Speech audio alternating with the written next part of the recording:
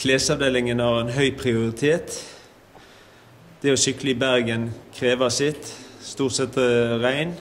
Så vi har masse utvalg i regntøy, men også til spinning og de få solskinnsdagene som vi har.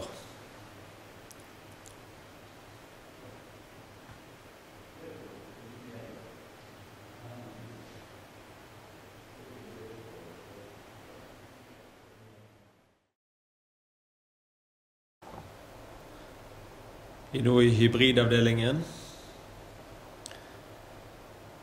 Trek sin spesialitet er kanskje nettopp dette segmentet her.